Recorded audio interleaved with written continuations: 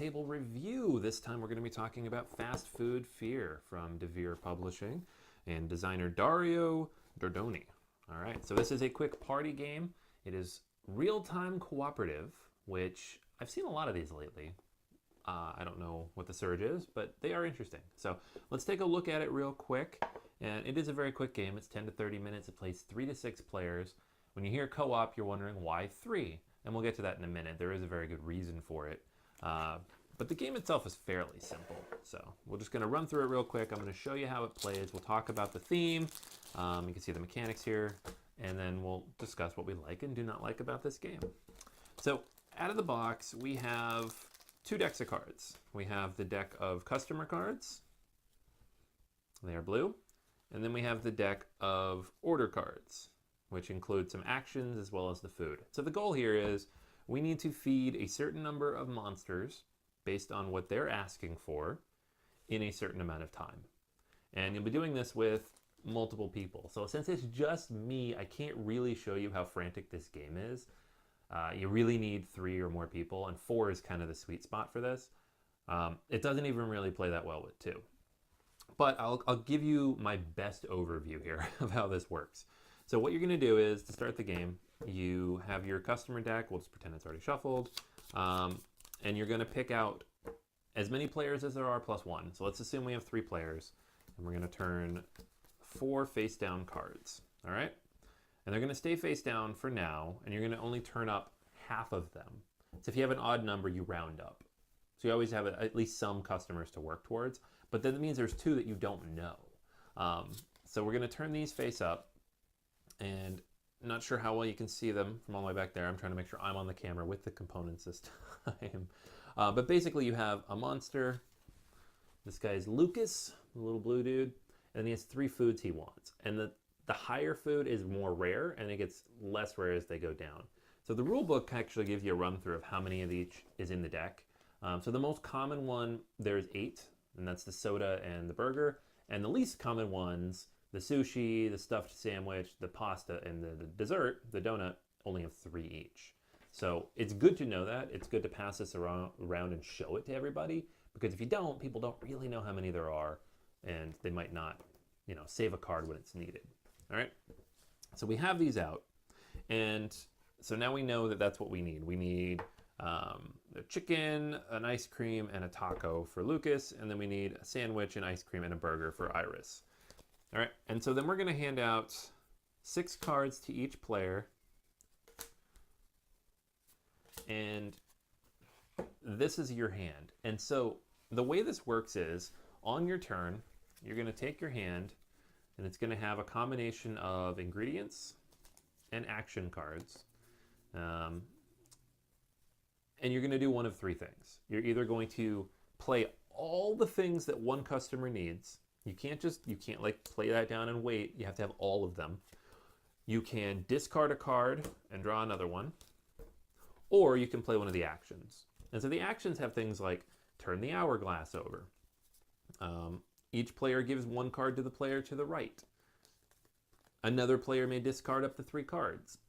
And so there are ways to manipulate your hand and get the things that you actually need. While all of this is happening, there is a timer. And the timer is going to run down.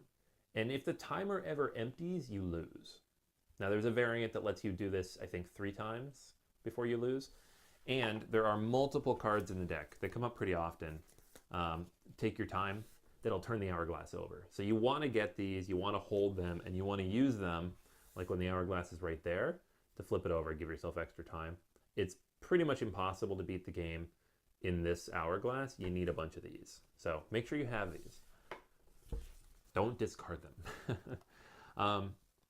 And so what happens is, on your turn, you'll do one of those 3 things. When you're done, you'll draw back up to 6. So if let's say you played all 3 of these, you've burned through 3 cards, you'll draw 3 cards. And then it's the next player's turn. So the next player is going to take their cards. They're going to do the same thing. They're going to see if they can complete something, play one of their actions, or discard and draw another card.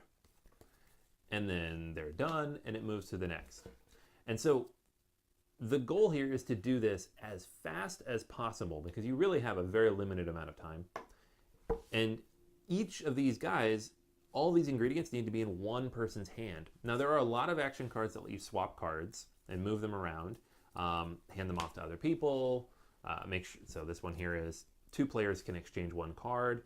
And so while all of this is happening, while you're trying to play your turn, while the dealer is handling out cards and dealing with this, while everybody's looking at these, you need to be communicating constantly. You need to be saying, I need a burger. I'm short 1 burger. I have an extra sandwich. Who needs a sandwich? I have a burger.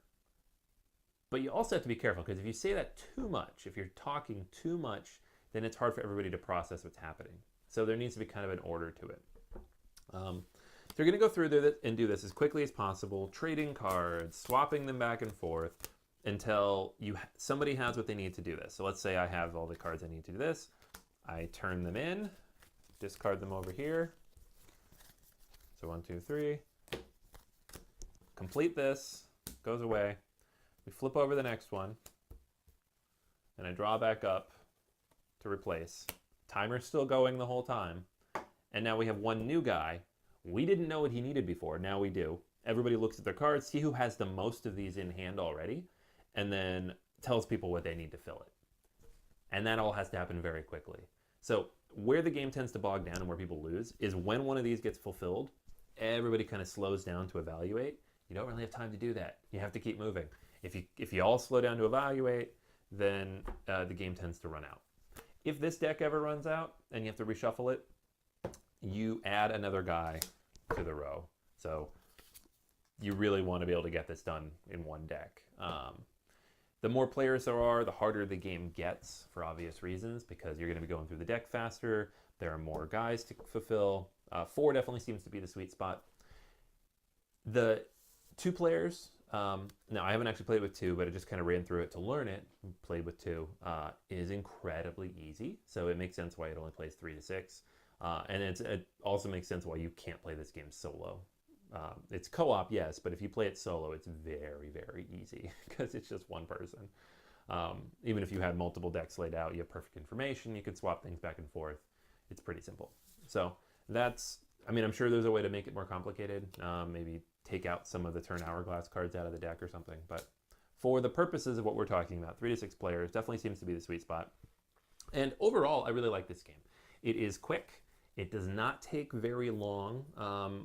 The box is 15 minutes. It could go as long as 20 minutes if you're playing with the variant. There is a variant that says you start with 3 stars, and every time it runs out, you flip it over, you burn a star. So basically you get 3 redos of this. It's really meant to be like a teaching variant. And once you can beat the game with those, you give yourself fewer stars, and eventually you just get to the full game. I've played it about 7 or 8 times now, and we won twice. So it does fit in that, in my mind, a good co-op, you should lose 50 to 75% of the time.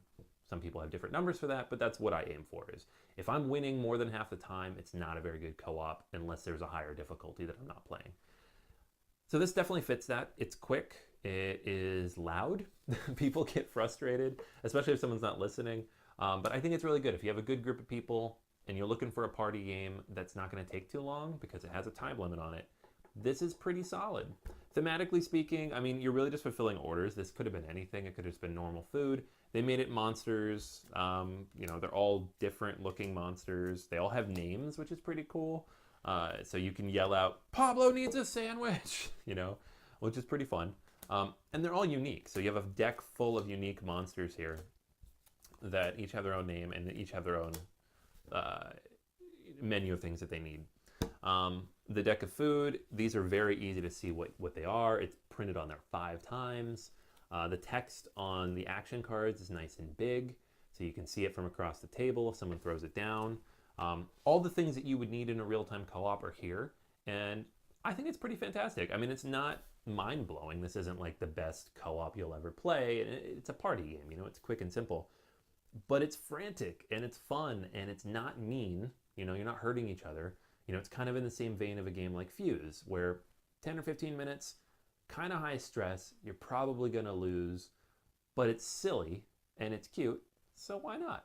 So for me, this is definitely a play. I think you should definitely check it out. I think it's debuting at Gen Cons. If you're going to be there, swing by the Devir booth, check it out. I'm sure they'll be demoing it and it'll take 10 minutes to play. I might even have my copy with me if you're around, so we can sit down and play through a quick round if we got 4 people. It's definitely pretty fun, and it's, obviously it's a small game. Kids can play it easily enough, and it's worth checking out. So that is Fast Food Fear from Devir Publishing. It is out pretty soon, probably when you're watching this, and it's a quick, fun one. So make sure to check it out. All right, guys, that's everything for At the Table Reviews today. Catch us next time. All right, talk to you later.